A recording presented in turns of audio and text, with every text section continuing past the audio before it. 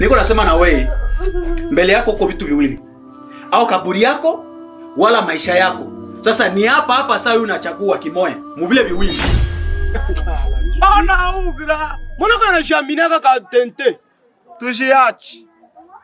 Tentulie wewe kiando. Masha inshura 30 personnes vivant. Mbio.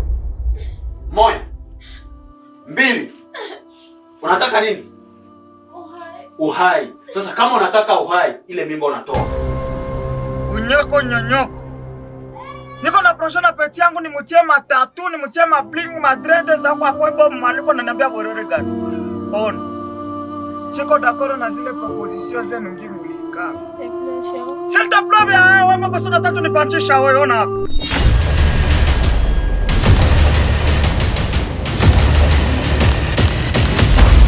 Mapenzi ndio kitu kia kwanza kinaweza kufanya ulale nyuma, kisha mwenye ulipenda anakupenda nyuma.